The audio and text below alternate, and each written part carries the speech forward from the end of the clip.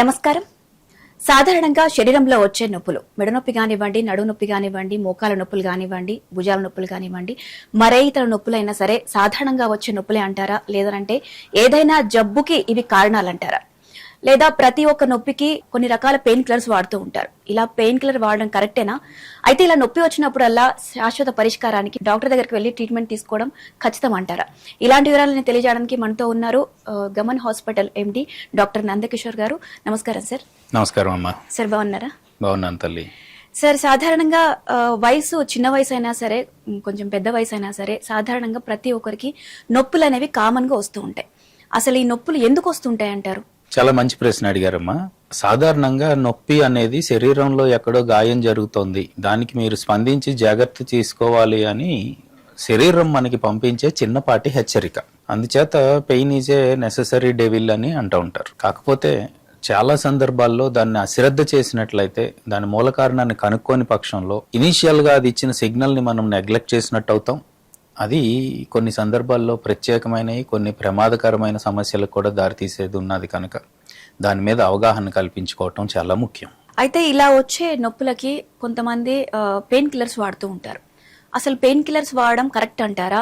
Doctor prescription తో వాడితే ఏమంటారు? సాధారణంగా నొప్పులు మనకి వచ్చినప్పుడు మూడు విషయాలని, చాలా సాధారణమైన నొప్పులు 40 సంవత్సరాలు లేదా అంతకంటే చిన్నవారిలో వచ్చినప్పుడు వాటంతట అవే బాడీ రిపేరింగ్ ఎబిలిటీ ఉండడం వల్ల 1-2 రోజుల్లో తగ్గిపోతూ ఉంటాయండి.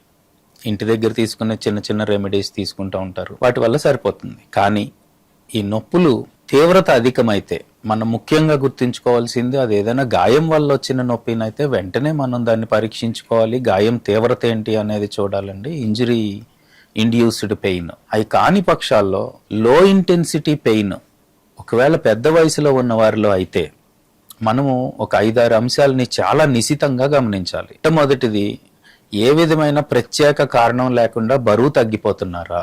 అలాంటప్పుడు సిస్టమిక్ ఇన్ఫెక్షన్స్ కానీ కొన్ని స్పెషల్ కండిషన్స్ అండి, నేను క్యాన్సర్ లాంటి పదాలు వాడడానికి ఎక్కువ ఇష్టపడను కాబట్టి స్పెషల్ కండిషన్స్ ఏమైనా అయి ఉండొచ్చు.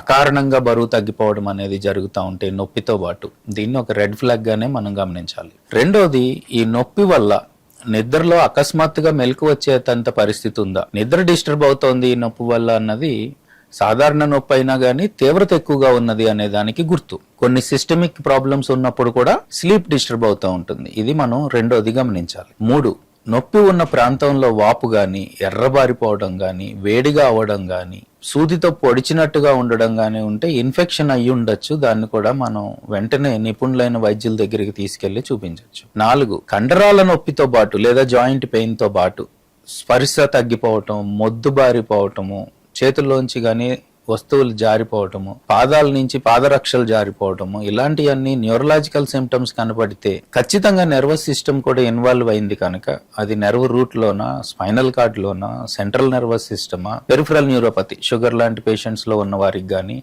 కొన్ని ప్రత్యేకమైన సందర్భాల్లో వాస్కులోపతి అంటే బ్లడ్ వెసల్స్ బాగా డ్యామేజ్ అయిపోవడం వల్ల రక్తనాళాలు ప్లస్ నర్వ్ సిస్టమ్ కూడా దెబ్బతింటుంది. ఇలాంటివన్నీ కూడా పెద్ద సమస్యలుగానే మనం పరిగణించాలి. సో సూచన ప్రకారం మళ్ళీ మరొక్కసారి అందరికీ సులువుగా ఉండడం కోసం చెప్తానండి. అకస్మాత్తుగా బరువు తగ్గిపోవటము ఖచ్చితంగా రెడ్ ఫ్లాగ్. నిద్ర పాడయి నొప్పి వల్ల సడన్ గా అకస్మాత్తుగా నిద్రలోంచి మెలకు వచ్చి అది ఇబ్బంది పెట్టడము ఖచ్చితంగా that is a red flag. ఎర్రగా అయిపోయి వాపు వచ్చి సూదితో గుచ్చినట్టు ఉండడము ఖచ్చితంగా రెడ్ ఫ్లాగ్. నంబ్నెస్ ఉండడము, చేతులు తిమ్మిర్లుగా మారటము, పాదాల్లో మొద్దుబారిపోవటము, ఇవన్నీ కూడా న్యూరలాజికల్ ఇష్యూస్ కూడా అసోసియేట్ ఉన్నాయి కనుక ఇది ప్రత్యేకంగా గమనించాలి. వీటితో పాటు బలం తగ్గిపోయినట్టు అనిపించింది కూడా ఖచ్చితంగా ప్రమాదానికి హెచ్చరికగానే మనం గమనించాలి. ఆఖరిది, ఉదయాన్నే చేతులు, చిన్న జాయింట్లు అన్ని స్టిఫ్ గా మారిపోయి 1 గంట పాటు ప్రయత్నం చేసినా కూడా స్టిఫ్నెస్ తగ్గకుండా ఉండి వారి దైనందిన కార్యక్రమాలకు అడ్డం పడుతూ ఉన్నది ఏదైనా అయితే రుమటాయిడ్ ఆర్థరైటిస్ లాంటి కండిషన్స్ కూడా కావచ్చు. ఈ 5-6 అంశాలని మనసులో పెట్టుకున్నట్లయితే వీలైనంత త్వరగా వైద్యులను సంప్రదించి దానికి కావాల్సిన చిన్నపాటి ఇన్వెస్టిగేషన్స్ చేసుకుని ఎర్లీగా ఐడెంటిఫై చేస్తే ఖచ్చితంగా 100-99 పైగా చిన్న చిన్న వైద్య సేవలతోటే వాళ్ళు సురక్షితంగా బయటపడతారు, యాక్టివ్ లైఫ్ను కూడా గడపగలుగుతారు.